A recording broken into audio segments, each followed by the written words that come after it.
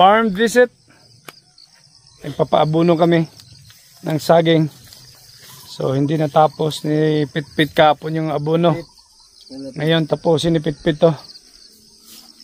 Pagsulod yung isang abono Pit ba?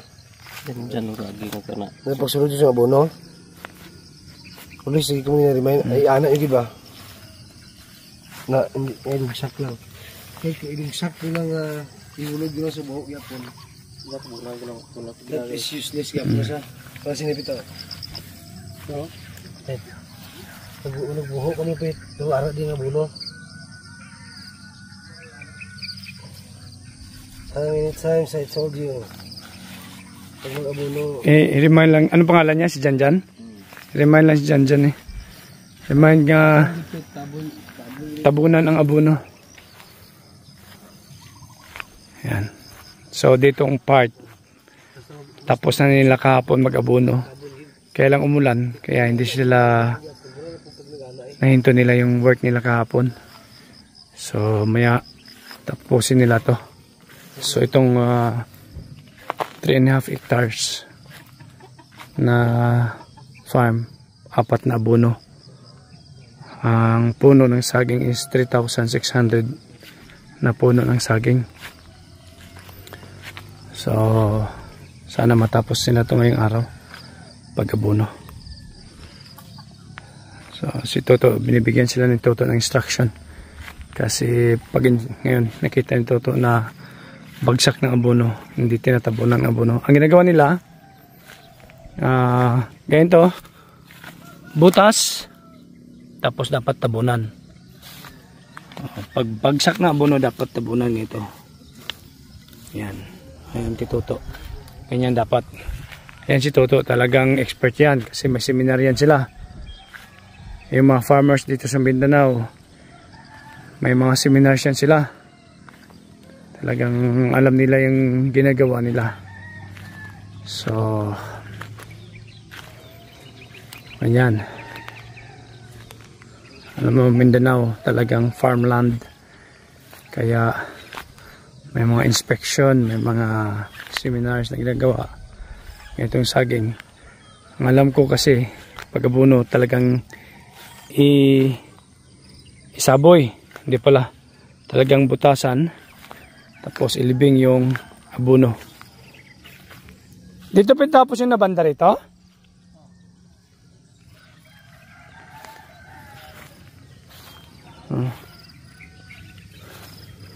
Ayun, ayun. Yan.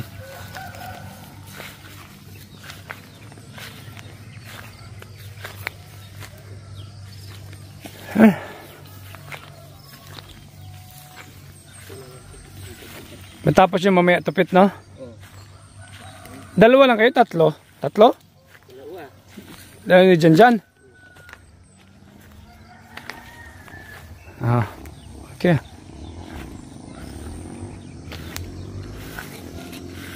Ayos. To dito sa konto, sa banglid. Pulahi to. Okay. So puno din ng saging tong kwan eh. Ano basta Tagalog yung banglid. Puno din ng saging. Ang plano ko rito, ito dati kambingan. Pero to, okay ba to in the future to? Kambingan to? Dito? Hindi maganda? Kambingan? Oo. Hindi ko harap parang okay eh. Are? Oo. Pero pinanglan mo ko balon dito. Sa baba? Saging ko man. Ay, wala pa rin ko no. Wala to no. Wala sang tubig ang ko no. Sapa no.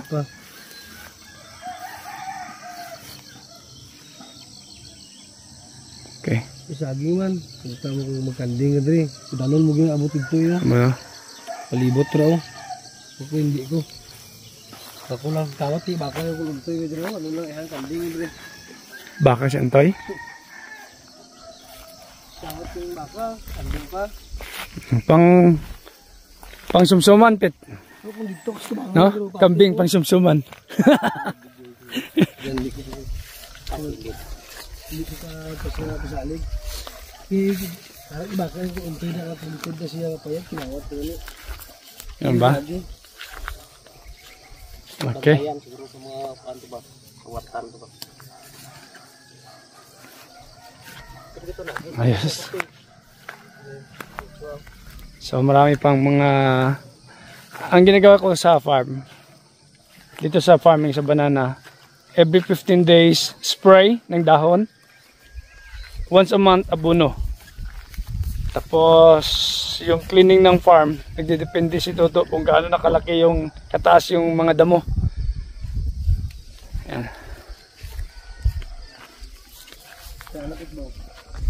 Pero a little bit expensive talaga sa maintenance ng banana farming. Pero pag mag-harvest ka na, mababawi naman mga gastos. So I pray to the Lord na basbasan niyang farm para kahit paano makapag-generate tayo ng income, makatulong sa mga dapat tulungan, lalo tigit pamilya. Yan na naman buhay. So yan, pagkat-ikat kami dito kasi nga mag-aabono, tapusin nila pit-pit mamaya yung abono ng saging. So banda rito natapos na nila, doon sa baba hindi pa. So hopefully matatapos.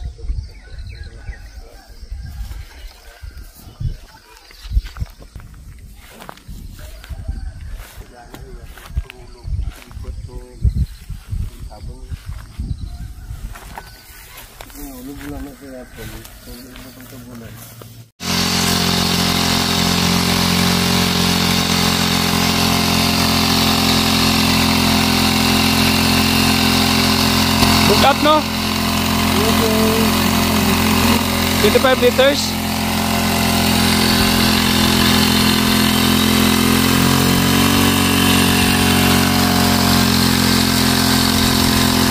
So ito yung ginagamit namin na spray pag mataas na yung saging para talagang abot ng tubig.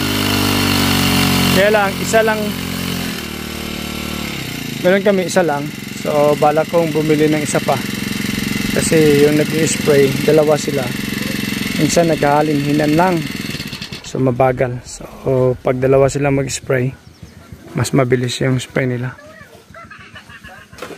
Okay, sige. So yan.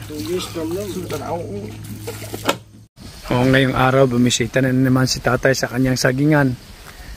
Yung mga matatanda talagang pastime nila yung maglakad-lakad dito sa kanilang farm. Kasi walang magawa doon sa bahay. At least nakakalakad-lakad sila. Parang relaxing na rin yan makita yung kanyang sagingan. In due time mag-harvest yung nakabalot. Harvestin na yan mga katapusan siguro. So malaking pera. Magkano na ang presyo ng saging ngayon per kilo? Tay, pila na ang presyo ng saging per kilo? 55? So sa isang buwig mga magkano, ilang kilo? But mga approximately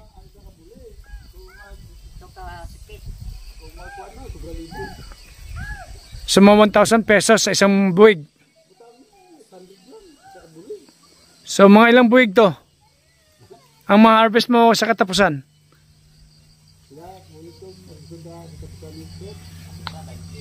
Mga 20. More than 20 na buwig ang ma-harvest. So multiply mo na lang sa between 800 per buwig. So meron kang mga 20,000.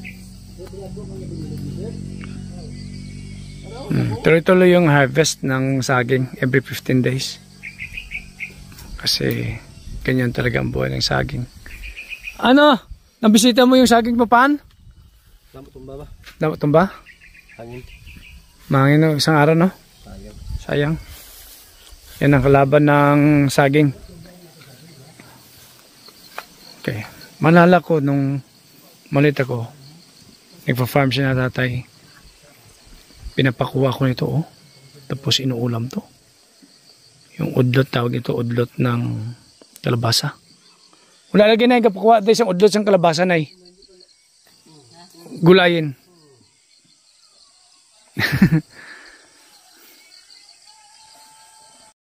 Malaking pera sa katapusan.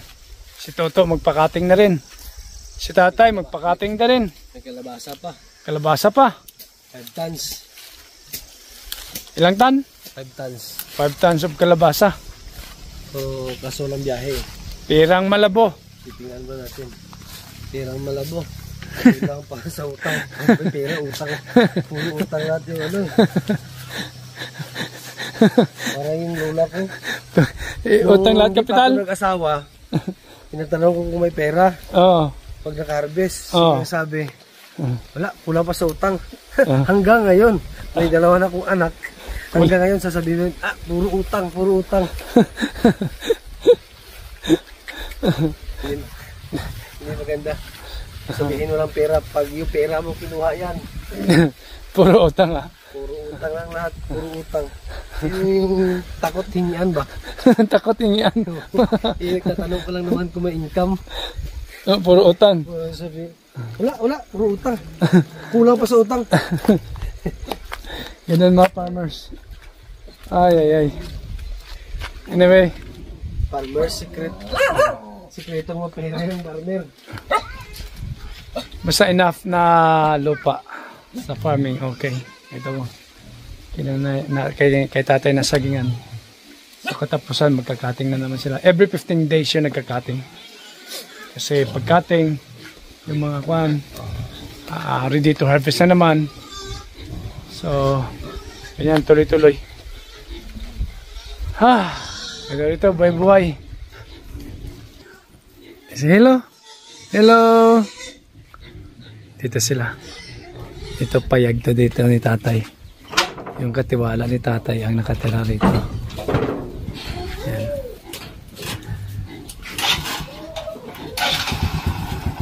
Nagpayong-payong kami. Kasi flat yung multicab ni tatay. Naplatan kami. Crosswind. O, tawag nito crosswind. Ito ang original na crosswind. Talagang dinadaanan ng hangin. Oh. Pan! Ano pan? Uwi na tayo, pan?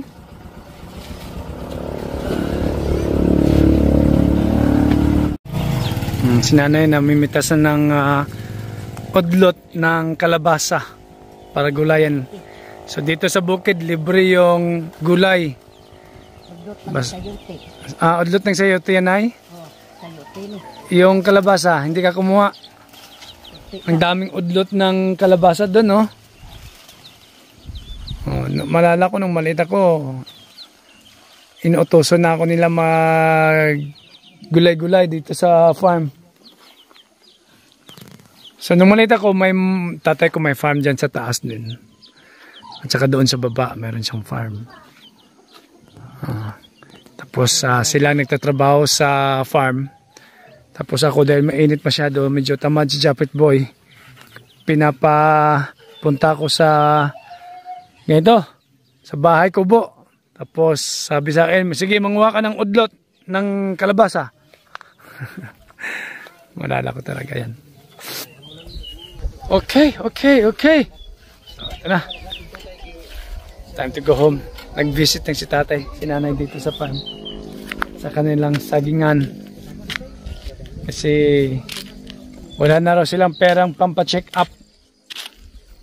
Kaya tinignan nila kung ilang buwig ng saging ang kanilang kakating ngayong katapusan. Bila ko ng tinapay dito. So, mayroon sila ritong tag 5.20. Alin yung 5.20?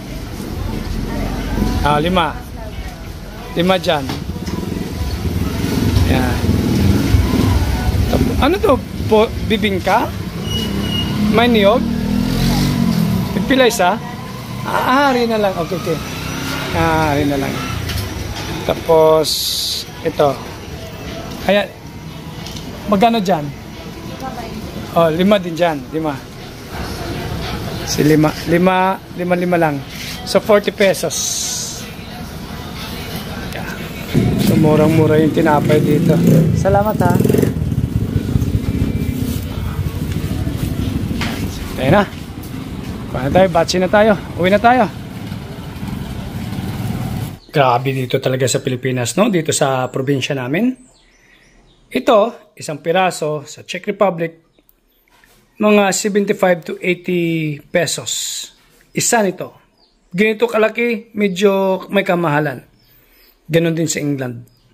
Pareha. Dito, alam nyo ito, 1, 2, 3, 4, 5. Binili ko lang ng 25 pesos.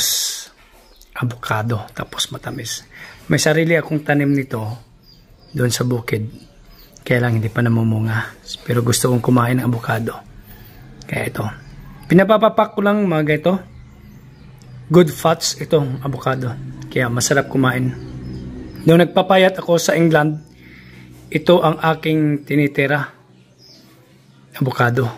Masarap to. Good fats to. Yeah, kain tayo. At ang aking tinapay na 5.20. Pandikoko at saka ensaymada. Kain muna ako ng panangalian. Ito, konto. Papaitan. Tsaka daing ata to eh. Tsaka isda. Yan. Uy! Kal! Sino nagkupit sa'yo? Si? Tingnan ko nga. Ganda. Gandang lalaki to ah. Ito, apo ko oh. Gandang lalaki oh. Ayos ka la. May chicks ka na niyan, Kal. Ha? Ayos ba? Pagkain ako ng avocado, ganito ko lang ito.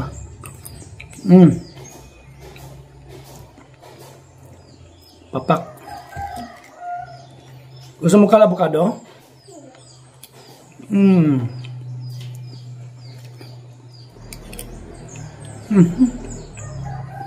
Masya ka talaga dito sa village. Sa barangay. Tinapay, 5 piraso, 20. Pandesal, piso isa. Avocado, 5 piraso, 25 pesos.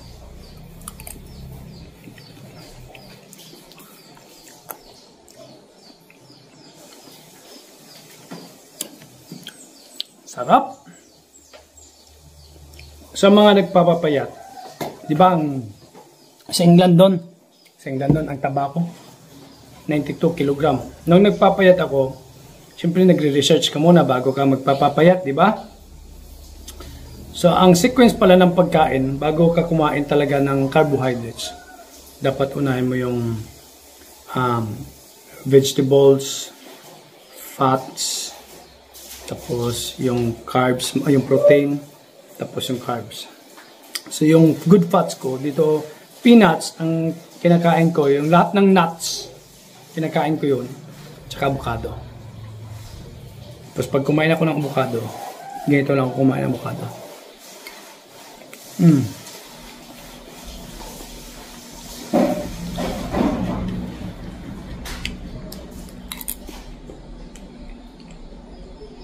Ganito maganda magnegosyo sa Europe. Kung may alam kang paano i-export. Tama dito sa probinsya. 5 piraso, 25. Bako nina kay Kiram. Bukado, 25 pesos. Berapa kilo? 1 kilo, 25? Hindi, yung 5 kapilog. Mahal na na? Hindi, okay lang na. Okay lang na. Putamis. Sabi nanay ko, okay na yung ganun ng presyo. Kasi dito talaga, lalo na yung pag-taginog sa amin ng avocado, pinamimigay. O punta ka doon sa puno, doon sa lilim ng puno, may mga nahulog na avocado. Ito sa imo, guro, may bunga na siguro. Wala pa. Wala pa. Dito ko alin. Pero may pupot na. Gusto kong kumain ng avocado. Siguro meron akong kwan sa farm. 3 puno ng avocado. Yung personal consumption lang. Meron akong pomelo. Nakaligo ka na? Durian. Nakakaon ka na? Niyog. Kaon na? Yung pang consumption lang. Kaon na kali ha. Okay. Kain mo kami ha.